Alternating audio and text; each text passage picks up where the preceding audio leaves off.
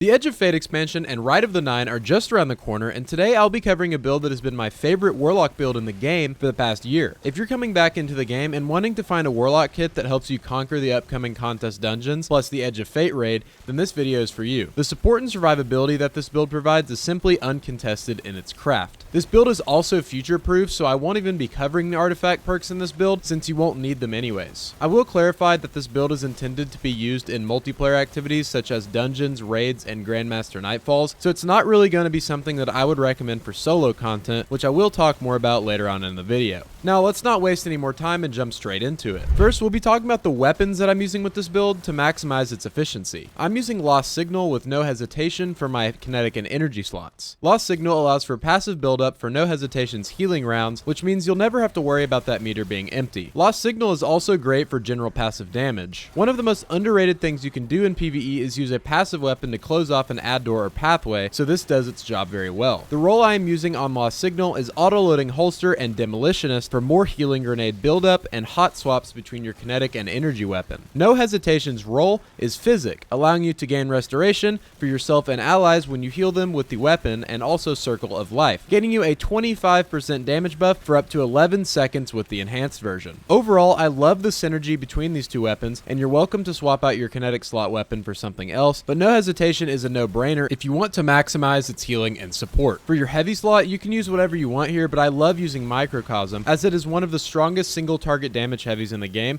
and absolutely melts enemies such as Tormentors and Subjugators, as well as shields in general. Also, its perk Paracausal Imbuement gives a 20% damage buff for 20 seconds after your super ends, which gives you a pretty solid damage option as well. For your exotic armor, we'll be using Speaker's Sight, which turns your healing grenade into a healing turret, which passively heals your allies over time. This turret lasts for 15 seconds and grants Cure ×1 and Restoration ×1 for 3 seconds. You can also use the Touch of Flame aspect with this build to increase those to Cure ×2 and Restoration ×2. It also allows you to periodically generate Orbs of Power when healing allies, which is another source for ability energy and healing. Now, I just wanted to mention before we move on that we have a growing Discord and Twitch community that loves to hang out and run lots of different activities. Consider joining into our server and hopping in the live streams via the links in the description. We also stream on YouTube as well if you'd like to check that out. Now let's move on into the subclass information. Firstly, on my super, I would recommend using Well of Radiance or Song of Flame. It's up to your preference and what activity or encounter you're using this build in, but I personally like to use Well for boss encounters and Song of Flame for pretty much all of the other encounters. They're both support supers, so it helps provide that power fantasy either way. For the class ability, you can use either Healing Rift or Phoenix Dive, but I personally prefer Phoenix Dive for the faster cooldown for more uptime on my Solar Soul. For your melee, I recommend using Incinerator Snap for the ignition, as it's another way to pump out some damage with the build that sacrifices a lot of that for the healing and support. Now for your grenade, I recommend using the healing grenade, of course, that is buffed by your exotic helmet Speaker's Sight. Next, we're going to talk about the aspects. The first aspect we'll be using is Touch of Flame, which, as I mentioned earlier, will allow you to enhance your healing turrets from ×1 Cure and Restoration to ×2 Cure and Restoration. This is a must in in-game content to give you that extra edge. The second aspect is Hellion, which is going to be your main overall source of damage that will scorch and thus ignite targets passively. This is another passive damage source to charge your healing rounds on your healing auto rifle. Next, we're going to talk about the fragments. Now, the first fragment is the most powerful, Ember of Benevolence. Applying Restoration, Cure, or Radiant to allies grants increased grenade, melee, and class ability regeneration for a short duration. Now, more specifically, this buffs your ability regeneration to 400% its original value for all of your abilities, your grenade, melee, and class ability for 6 seconds. Now, this is great as you're going to be applying all 3 of these buffs very frequently with this build,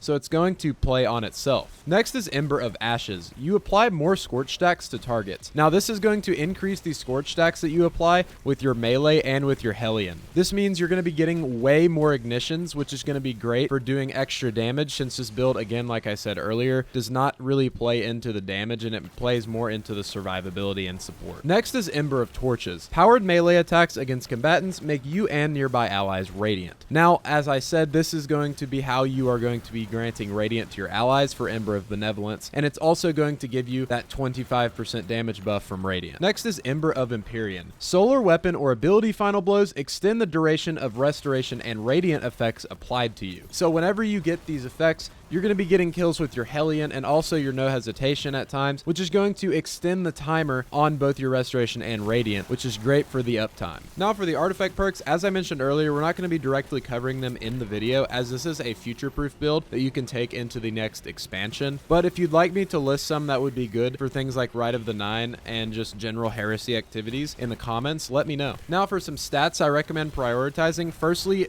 as always, you know the drill. Tier 10 resilience for that 30% damage resistance. Then also discipline tier 10 for the grenade recharge. And also tier 8 recovery at least for your class ability recharge. Now this again is not needed as much as many other builds, because with Ember of Benevolence you're going to be absolutely printing abilities. And also for the healing aspect of recovery, you're not really going to need it that much since you're going to have restoration almost constantly. Now on your helmet, I recommend running heavy ammo finder, heavy ammo scout, and a siphon mod. However, this can change depending on what activity you're running. These are just the 3 that I run at base. On your gauntlets, I recommend running impact, induction, grenade, kickstart, and then I personally like running fastball just to have the extended range for your healing grenade throws. Now I love this trio of mods because firstly with grenade kickstart, it essentially just decreases your overall cooldown on your grenade, and then also for impact induction, using your incinerator snap is going to give you a bunch of grenade energy back, allowing you to heal people even quicker. And since we have Ember of Benevolence, you're going to be absolutely spamming your melee and your grenade and your class ability constantly. Now, lastly, with fastball, again, as I mentioned, it's going to allow you to throw your grenade further. So, for example, if there's an ally very far away, you can throw it across the map and heal them, versus without it, you're not going to be able to throw it as far, and it's going to be harder to angle it correctly. Now, on your chest piece, again, I always recommend running 3 damage resistance mods. I really don't ever see a point in not doing that, because you need to maximize the damage resistance here, especially since you're not going to be running something like Woven Mail or Frost Armor. It's really just going to be Restoration and Cure. So you want to make sure that you tank as much damage as possible to pair with the healing. Next, we have Innervation, Recuperation, and Stacks on Stacks on our leg armor. This is going to be really, really good because it's going to allow you to utilize Orbs of Power to gain health, grenade energy, and also extra armor charges. Now, lastly, on the Warlock Bond, we're going to be running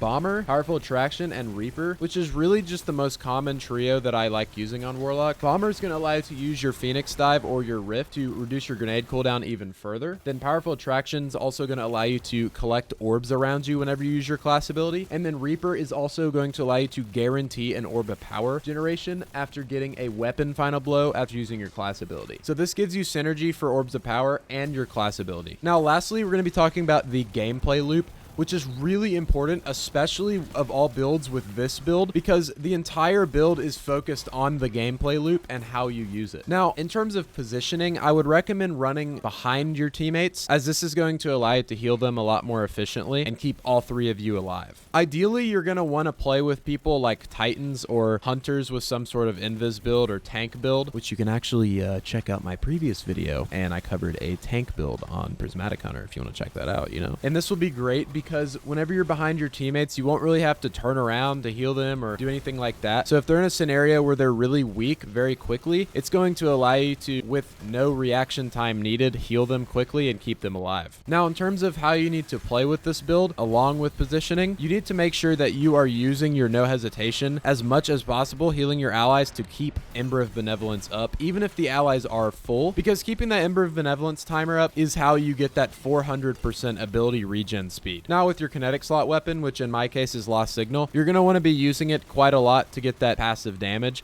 to generate even more energy for your No Hesitation. Now, if you get in a close range scenario, make sure you're using your Incinerator Snap a lot to getting that guaranteed ignition, because that's going to be a huge source of your damage. Now, I will say that if you want, you can use Ember of Blistering just to get that extra nade energy, but I personally like the other fragments so that you can utilize different aspects of gameplay in a healing build to make it just not a one-hit wonder, essentially. Alrighty, Guardians, so that's the basic rundown of the build and the gameplay loop. I really hope you enjoyed this video, and let me know if you want me to do a video just like this for Hunter and Titan. We're really going to be just looking at the most overpowered build that doesn't utilize the artifact in the game. So, for example, for Titans, we may not see the Bolt Charge build for Titans because we don't actually know how strong it's going to be next episode without all of the artifact mods and things like that. So let me know in the comments if you have any build ideas that I should cover for Edge of Fate builds, and also even Rite of the Nine builds to take into the dungeon. Hope you enjoyed today's video. video. If you did, consider leaving a like on the video and hitting the subscribe button and joining the over 13,000, which is absolutely insane, by the way, subscribers already in my community that we are trying to grow, and I really appreciate the support as always. Also, drop down in the comments below any ideas, feedback, etc. that you have, and hope you have a great rest of your day, Guardians. Peace.